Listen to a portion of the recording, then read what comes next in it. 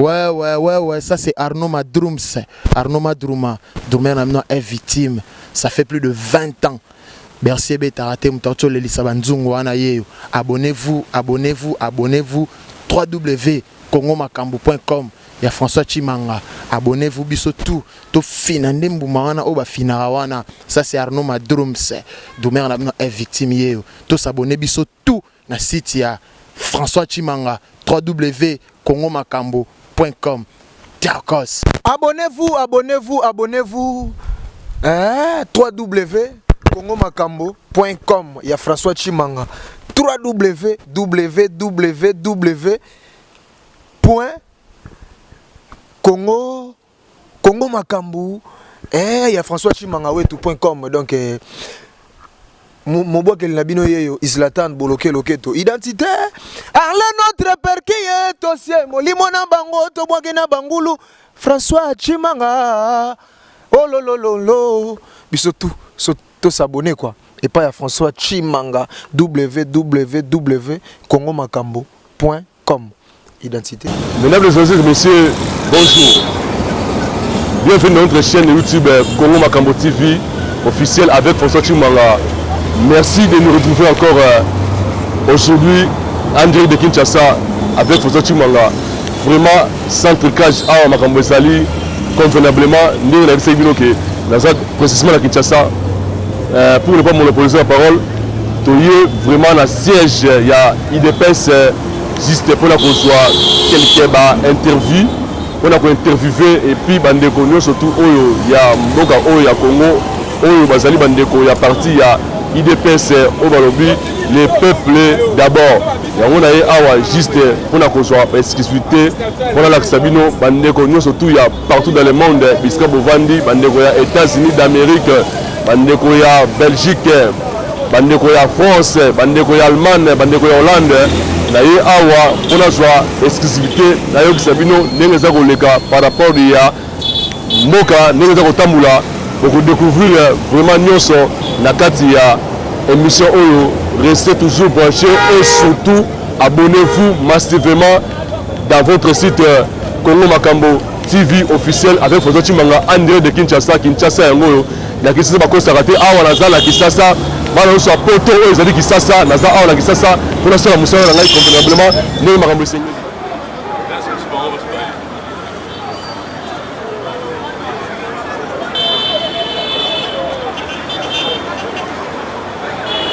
Voilà, merci beaucoup. Nous continuons toujours avec nos frères au Bazar la besoin pour moi changement en Mboka et puis que Bundabiska au Bazar la faillite pour nous arriver à tirer ma boko pour me rendre bien. Nous avons toujours la carte base, na excellent na nous n'avons pas de tamboula, nous bande bazo sola. Ndeko. To kutu vraiment la carte base awa na yebike vous allez bela ko loba la carte ya émission au sien na la poto. On a précisément pour nous jouer exclusivité parce que sur la poto mais dès qu'il n'y a pas les preuves, il y a un moment où ils ont dit que tu as surpassé pour faire ça pour nous sa message, on va éviter la zéro par rapport à Neymar de Tamboula. Il y a une couture en la base. Est-ce que vous pouvez expliquer Bissot le nom des alliés journée où Etienne Tshisekedi Dakoufaki vraiment vous savez l'organisation pour honorer la journée. Bon, pour nous on a baboué. Pourquoi on a mis le Moroté? Pourquoi on a mis le Moroté? Parce que la mission est toujours babouée. Tout d'abord, la partie, tu as un problème très sérieux. Ils ont compris seulement baboué. Donc, exactement, ma camisole est dans la partie de la minute. Tant que je suis là, je vais salamate. Parce que tu as un temps mort pour que tu aies une élection. Mais là, je vais salamate. Donc, en tout cas, ils ont dit que c'est unité pour le chef de l'État. Vous comprenez? Vous êtes un combattant. Tobuni Namboka Oyo. Et puis Namboka peuple Oyo. Peuple Mkomota Bima Baba qui a déclaré bien le combattant combattant bimité. Situation là ibongo. Yo ba le moko ya mkuse. Président ici baba ici bato ba kebla bito no bloko kita. Bata bité bloko kita te. Le peuple a agi le moroté. Combattant bo biso combattant biwa biso bo combattant na baba là. To ko bimité tout le peuple. Peuple le moroté. Mais toujours là que non combattant te. Ya on a baboué. Là il y a passe mini pour la pays le pays non pouvoir tout le monde passe de l'eau na comme trouver vers faire la première mandat parce que si nous la pouvoir diable ils ont également ma casse pour la voiture bata poto pour la ngai président ça qui est ma casse Pour nous avoir conseillé dans un poto, Bamassa Naye. Bamassa Naye, moi je dis bien, je répète. Bamassa Naye. La camarade Azo Bamassa Naye, Azo Wancha, on va besoin de conseiller Naye. Ah, tu es un combattant assez de l'air. Tu vas conseiller un peu bien. Mais à 15 on va combattre à poto, les pommes de terre, les gaz place mon côté, à tout le monde bureau. Les gens vont bouger tes amis. Non, on va dire les gens vont foncer belé. Le papa. Viens dans la ça ça dans lit. Vous comprenez? Pour la fatigue au niveau diplomatie na yé, azali kolo. Mais vers peuple congolais, en assez. Vous comprenez? Parce que toi ONU, attends information RDC na boye. Dabi pour la ONU pour la donc bilan chef de l'État, ils ont l'école diplomatie na yé. Mais pour le peuple congolais, pour le peuple congolais, ils ont zéro. Tout le monde va conseiller na yé. Tout le gouvernement, papa, comment expliquer? Attends beaucoup de la pour niango. Chef de l'État Kinwa, avec Kinwa, a bien joué dans la boue de l'Amboka. L'État a traité dans le bossa bazata, santé n'exale. Tant la bataille de bossa bazata, santé zali. Est-ce que ton père a zali, mais zali qui boue? Mais l'État a un pouvoir, on doit le pouvoir. Bisous parlementaire de bouti le lot, banda président au pouvoir, à tel que ça rencontre le vérité. Vous comprenez? Mais bisous de tout ça, tout le monde a fait ce qu'on a des mots difficiles. Bazo ko tabino bazo ko no kabila basali no boy ba famille no ba déclarer bino jamais tout le monde aide moi il des pesa waté mais là tu vas pouvoir le mozo marché zaté le reste ko bini banda na ba cité moi je suis combattant sans pouvoir rappeler que non na soni peuple azole là surtout quand mwanzi au gouverneur asali ba toboli batiki après etika libongo bon to bo tiki ba futa taxe la bande nzela bon to ko lekela wat gouverneur, et le remorté, premier ministre, et le remorté, mais président a le remorté, a décision de côté. Nous avons fait un éboyé. A courage à côté de ma coloba, avant moi aussi là, à répondre de peuple congolais que non, des abonnés, avec le remaniement. Remaniement, c'est au camp.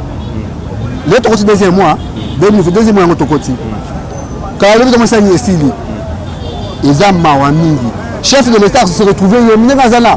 Fatine n'a pas regretté pourquoi, dans le pouvoir haut. Namita très ami monika yemoko azaka yemonika azaka yemoko ala mtoyebete ni na gouvernement ni na base et là au côté tellement millions de awa polo à 3000 5000 fois nous tout responsable so de la bosse ndako comme des responsables faut débattre pour la vie na yo o manga na zabo na sala o yanga na salaka les hommes c'est une partie OK ça va ça peut être mais moi je travaille pour moi pour la redéfaire na ngai. Mais un responsable d'Azoyawa, pas que vous avez polo moi à 5 000 francs. Mais si tu as un combattant sur le terrain, ils ont très mal. Là, je suis comme ça, même si tu as un la banzela, mais dans le quartier, on va se concernant des pèses. Mais on va comment penser que béton là. Situation très mal, la peuple très mal. On a habité président, ceux qui ont ligne, on peut que non, tant qu'un président qui moi, on a peut-être que la musique monte et qu'on que non, pour moi que le bosso. Bisous combattre tout ça awa. Construction de banane rwana. Construction place de hôtel de ville. Rien et le gros côté. Toi quand tout ça abo. Mais l'état faut tout sortir tout ça awa. Mais ma caméra c'est de tout ça ti de awa, le tout ça ti awa. Na mona jouane na ndaki awa. Na mona batu ya Jekoko ba awa que non, Jamara Kende. Mais bobi na 2011. Jekoko so kaza mtu mo peke ya bonya pe na kati aza mtu bonya. Élection 2011, le vieux sera dans le pouvoir. Bateau ça m'a remis à Bachekoko wana. Mais les hommes comme Bachekoko wana batunaya qui non, tu jamais une fois Kende, nani fois Kende. Mais possible tu entre Jekoko na Kaboul. Na Kaboul. Ba wela ni bamba les arabes. Kasi bana bango batakinga boîte. Batakinga boîte. Jekoko abi Kingabo comme na maboko base na ye. Bon, yepe Kaboul na kinga bino, na pe base na ko ni awa. Akese ce soit moi Liban, akese ce soit moi stade ya stade moi de la kuna soki nini soki waya.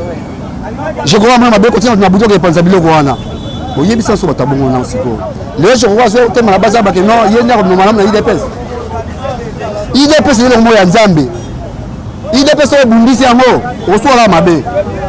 Mais tu vas ça n'arrête. Mais là on a zoka mora makasi en tout cas mon frère c'est que je te dis que je suis Kinwa 100% mais c'est la caméra. Là côté la pouvoir on est toujours pouvoir mais l'autre est comme père boy donc nous on père que non. Mbogo comme plus salté la coloration mais bon le chef de l'État. Longola Ngobila. Kabula tellement abino bino bozo bani que non nakati je dis bien je répète. Nakati awa bino bani bato ba son chef de l'état bozo bani ba longola bango n'était pas comme ça aussi bazana avec sur la kata nani Auguste Kabuya bino bani ba longola ba des chefs de l'état beaucoup bon chef de l'état c'est plus les loko wana te la mentalité parce que neti dans le gouverneur azab disa ya Kabila Azam Kabila 100%. Premier ministre, Azam ya Moïse commerçant. On est pas bien Congolais. Oui. Si tu veux les Congolais, les matin fait que na est bani que non, ce que mon zambo na koloba que non, mboka kufi.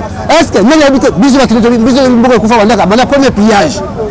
On est là le bomimboka. Premier pillage. Mais là se pose que non parce que là qui m'a dit réalité wana, les gens disent que non. Ah, est-ce que mon conseiller va bloquer mboka kufa banda là. Nous on est les criminels to yebi. Nazo mwa matete awa. Na bosse na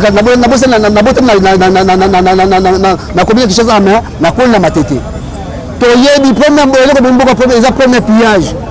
Deuxièmement, mo butu ko bengala bêche bazo na mboka na bango. Disons comme balé wana. Les soit politicien bidon bazawa baka kino au moins le loyo la butaba baka kino mboka kufi yemo kwa kufa.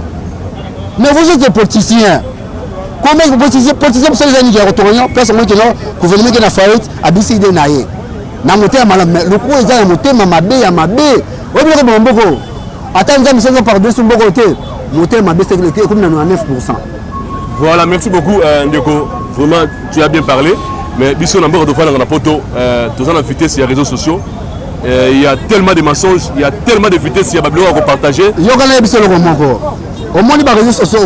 O bita na mobutu. To yena nini? O comment individu na téléphone ta? O comment téléphone to se pas chikema. Na yebi chikema. Na sete na ba remo ke bengulu ba remo ke belawa. Au moins na partout na téléphone na ye. Puis la téléphone bano à $50. Na deuxième république. Mais les gens moi la moko ya 12 ans, avec téléphone $500.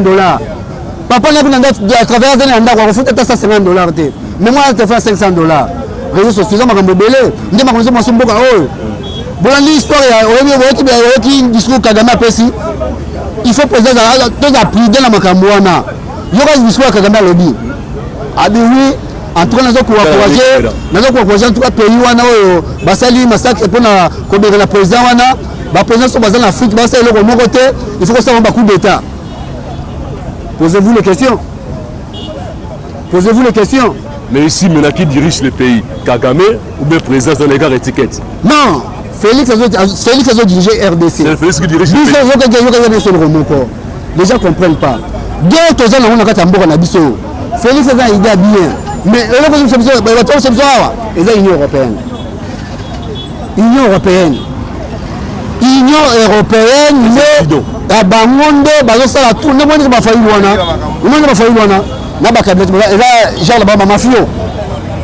Union européenne. Place Bondo qui soit mon kilophone, ils en ont Union européenne. Union européenne, mais Bisso, ceux qui l'ont fait, c'est grâce à les États-Unis. Les autres, ils ont grâce à Trump pour te si ce n'était pas Trump, le loyo, Kabila a soulevé le pouvoir, on ne peut pas se faire maintenant. On n'a pas un boy. Il y a des missions Rwanda Zinda Kunayo. Nous t'en rappelons au moins ça. Voilà. Alors, maintenant, ce que je peux dire, voilà. Je dis bien, je répète, avec ces populations, moi j'appelle que non, les Congolais sont le peuple maudit. Je dis bien, je répète. Pourquoi? Parce que le loyo, au moins, comment le canal oyo. Canal ozomona oyo to yebaka okalate non okuta papier na quantité lelo oyo so to kemé to pointer gouverneur au misapi to chuchu au misapi mais papa na reçu lelo la tonga je dis peuple congolais peuple maudit pourquoi balongo ebo so na tongo na buzo mo betona basaka matisi basani ba che wana est-ce que ba besoin mo kabeke liboso ça besoin mais nous vous dit Fati c'est le côté c'est le côté mais nous on a monté président pourquoi on a ceux qui magambo zo matrabe pour la peuple pour la boye ils est président il y a bien que non mouton a checké notre premier ministre on s'est remonté biso comment on malamba là papa le la premier ministre ana le gouvernement. Voilà, merci beaucoup. Maintenant nous sommes là devant la base base nde makambo ndenge tozokaka na poto olobaka na poto base ya idps nde makambo soki tozali deja liboso ya base ya idps na yebisi bino ya bololo surtout ya www.congomakambo tv ya François Tshimanga en direct de Kinshasa nazala Kinshasa mpona sala bainstituté boyoka base yango naza defa base tokosa bandeko moko ya base po ete esebelisa bandeko nyonso tout oyo ya parti politique nyonso ya poto bayeba message nini ezoleka kati ya Kinshasa ndeko na uti vraiment mosika naza congolais lokola bino na ye awa po ete nasala mosala oyo ya kokommunike peuple bayeba nini oyo ezokoleka na kati ya mboka na biso Congo ndeko liboso betima mbote kosala biso bien mbote na bato nyonso bazolanda biso na chaîne na biso oyo ngai komi na ngai Papi Nzau nazali combattant ya IDPS naza mpe na section donc naza vraiment moko ya baoyo vraiment baza na kati ya masolo ezali ya IDPS.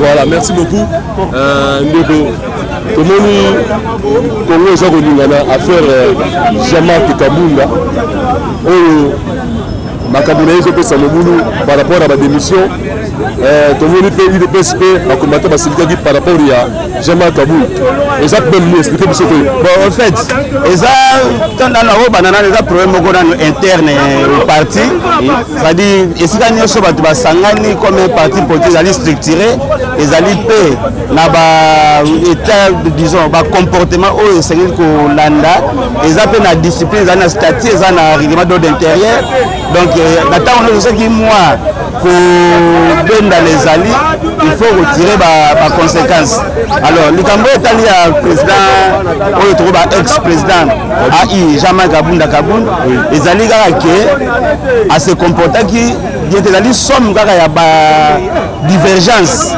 au sein ya parti par rapport à conduite ya parti par rapport à façon ya otambusa makambo na comportement na ye mpe en dehors ya parti nde esalaki ke babe convoqué na conseil disciplinaire mais il s'est fait que à ce président pété nde baorgane à parti se réunissaki ensemble CDP CEP secrétariat général na ba fédéraux nde basanganaki mpona kostatuer si son cas et c'est kosala ke na kati ya décision na radiation na ye au sein ya parti pe alfa perdre mandat na ye en tant que vice-président ya Assemblée nationale.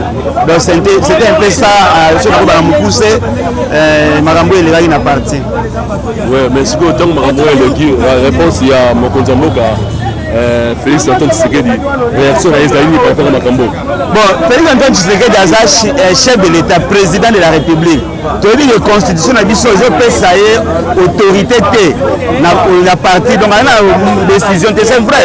En tant que président de la République, on a bimi pe na IDPS, nous sommes sûrs que à Tchaki quand même maloba. Mais à ça la décision où ils allaient écrire pour constituer un péché azala na direction ya parti. Alors tant que basalaki réunion ya liboso bazwaki rapport eyaki objectif national esanganaki CG abai que non azui rapport avec ça na haute hiérarchie. C'est vrai que quand on avait haute hiérarchie on comprend que quand même yepé avec na moi mot à dire na kachwana. Alors certainement le roulement nyonso oyo ndenge leki titokomi lelo yepé à comprendre que ils a déjà parti yepé il faut prendre acte. C'est un peu ça position la moni ya koza nango parce que avec la position autre traité pour Azar président de la République il s'occupe de la nation c'est le peuple congolais et tout ça donc à ko si mixé mais au moins lito inaye kozanga pete na kati ya parti. Voilà. Merci beaucoup Ndeko. Moi nous tous les hommes de venir retourner. Tout le monde la partie Ndeko Moïse Katumbi ba député na ye oyo bakotaki na union sacrée mingi ba démissionner bino batu oya IDPS na makambo wana so bino bozwi yango ndenge bon wana eza un résultat ya hypocrisie. Moïse Katumbi fait partie de l'union sacrée aza na kati ya gouvernement atinde ba député même na bureau ya assemblée to na sénat aza na ba député da quoi ça ba membre mais on ne comprend pas génie ni ya lingo sala nango à un moment où on a une coalition, nous co-gérons. On ne peut pas dire que c'est l'IDPS qui gère parce que même tout à l'heure, débat pour le conseil gouvernement, tout le monde dit que non, il faut au moins 6 députés. C'est plutôt 6 ministres. C'est 6 ministres qui ne peuvent pas apporter le programme du gouvernement. Mais quand nous avons un tambour, un discours à côté, il a un autre langage. Déjà, on est des opposants, déjà, il a bien été, déjà, on a contre ou contre ceci. On n'en disconvient pas. C'est un Congolais, étant dans les institutions, le débat dans la rue. Il faut ça dans 4 institutions parce qu'il a des ministres. S'il y a un problème de transport, est-ce que ça bien un ministre de transport Chéribé, et ça ne va pas dans tel secteur ou tel. Donc, il joue le double jeu et c'est ça qui a fait que les députés un peu perdu, va comprendre en quoi nous jouons. Nous avons la responsabilité dans le soutenir le chef de l'État et il peut clarifier la position par rapport à l'état des choses que tu as expliqué. Oui, merci beaucoup. Bana Poto Mouimba. Vraiment, vous ne serez pas déçus par rapport à mon travail. Je vais passer partout pour créer la compréhension les audités pour la Moussala Nangaï. Vraiment, naïe qui ça pour la Moussala et on a ça vraiment awa. Donc on a le babina bien, on a expliqué bien, on a là. Il y a toujours des questions à poser. On peut expliquer bisous bit ya voyage au président de la République qui na Mwanda ezaki pour nous. Bon, na Mwanda il y a un projet, il y a port anneau profond na banana, il y a un projet à Kala. Ça fait 40 ans donc beaucoup de projets à réussir ça. Parce qu'il faut prendre le projet, mais il faut pas financer Bazala. Kabila peut mettre et Simbate. Et tout ça est sous la présidence, dans le leadership, il y a Félix Antoine Tshisekedi Tshilombo, il y a financement, il y a Émirati, nous avons financé à raison, je pense, à 1,3 milliard. Et ça sera vraiment une bonne chose pour l'ouverture à Mboka. C'est pour te dire que le loba massou ami comment na ba pointe noire ton Angola et c'est ce qui fait aussi que coûte na biso ya douane et ça rappelle moi likolo. Mais avec port wana nous espérons que makamami va changer et tokozala vraiment de cité pour douane kokita et tout cela to pesier vraiment le et toujours c'est ngala que ba projet bongo et kende rapide. De la vie 2 ans va respecter première phase. Ils ont 2 ans va respecter timing nango chronologie normale pour et ça la pétition. On a limité pour ça déjà limité wana. 7 mois ngo là. Acha libanga ba kende ba vona nango. Akeli bana tambe ba sebe bina zongi. Les ba sa ba terrasse mais na 7 mois mutu 7 mois du matin. Mais ba to eso mona bango boyi. Azoma to que faire 2023. Tokoloba nini? Na katioté mais président à la Ribatu biloko ya kolia ekita bato basepeli mais ti lelo biloko ya kolia ekitaka te kuna na poto tokomi kolela mais moto nyonso azoloba ezosalama te biloko ya kolia ezokitaka te yango nayebi so boye yango nalobi boye président fa asala to ava mo estila oyo nga nazoloba wana naza makila Tshisekedi ozo comprendre président fa asala to ava mo estila aluka moyen asolo na peuple ayoka peuple oyo peuple bazoloba ayoka yango bien parce que biso to tozotambola et ça n'a pas de makasi. Nous les combattants. Je dis bien nous les combattants. Autres va citer les autres en tout cas, ils ont permettre de ils ont permettre d'être chef de l'État. Il faut faire très attention à makasi. On a donc attirer à Yemoko kaka. Azaka Yemoko. Alors moyen à dégager tous les conseillers bidons. On va les pommes de terre la poto à dégager bango à la gouvernement na yo ba conscient tout ba ça poto nyo so balanda président ba ça le bon côté ba ça rien et pour le se boye ba le ce président zo ko agir te biso ko après poto agir o ma ko kabunda sala ki biso so to bolosa so bango siko vous comprenez o kabunda sala ki wana biso to après bon ça ba conseiller na yo wana so ko agir te on est libre dans notre pays so ko il y a des combattants c'est pas combattants ceux qui ont agi, ils ont fait action dans le conseil. Tout est l'opération Moko. Tu es venu ni? Non. Tu es venu à Salamité. Mais le président a bossé le roi dans le.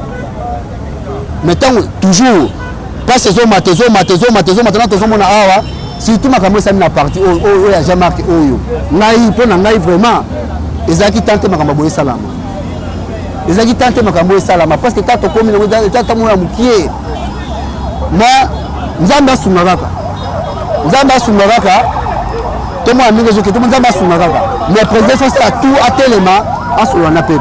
Voilà, merci beaucoup. Tokomi na suite émission na biso donc on a yaki vraiment na solola nazwa quelques interviews mpona kolakisa bato nyonso na monde entier balingaka mosala oyo timanga asalaka bandeko nyonso eseko ya Canada ya États-Unis d'Amérique Belgique, la France, l'Allemagne, Hollande, Luxembourg et partout dans le monde.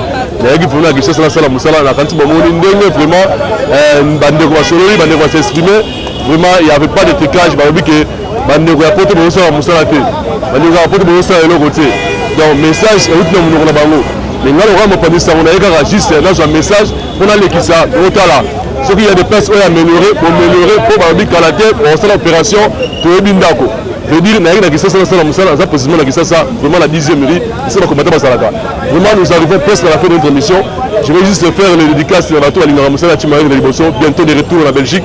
Vraiment, la qui s'est et je vis vraiment votre ligne de rigueur et ça, on a partout pour nous partout. Si attends ma séjour au Rapport Zonga, na profiter de ça, là où repose le cœur de Fondation Chimanga, qui a un thème d'amour, maman Bana, vraiment Batalanda Kitoko, déjà de retour. Pourquoi pas n'a pas aussi ma TTC, trésor tenu par Imposo. Dadi Manaka, ça va le faire play précisément dans la bande de la gare de midi, la place Bara. Vraiment, que ça a touché à ce moment-là. La personne qui est dans Arma Centre-Ville, en direct de Liège, Maman Benazo, dans Aken, en Allemagne, puisque vous pouvez vraiment aller au Sala Moussala, où on est au Moussala Sengeli. Bookling chez Chibachibasu, dans Molenbeek, où ça ne serait pas prêt, tout va voilà, c'est que là, ils auront toujours 4 langues. Et puis, la personne qui est dans Yemoro Djibouli, Mpaka, à l'expertise, Banalo, là, on a contrôlé la Kuna. Malou Bomboka, Blessing, restaurant, Mounene, oh, et Vandissé Bruxelles, pourquoi pas le restaurant Kawele, chez Jackie Kawele, si tu as Moussampaï, nous sommes toujours ensemble, les Nasa Moussala, Nakatsa Kisasa, vraiment, nous sommes toujours branchés, connectés, surtout, n'oubliez pas de s'abonner vraiment massivement à la chaîne YouTube Nabino Congo Makambo TV. On se retrouve à la prochaine édition. Ciao, ciao.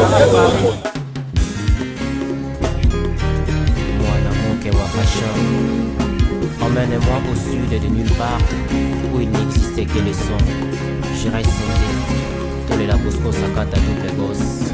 Kolingate, voisin memela yo sangwa mabe. Pardon, libanda baebate. Linganga na fraternité, égalité, liberté. Nangana kakate. Bosco sakata double boss.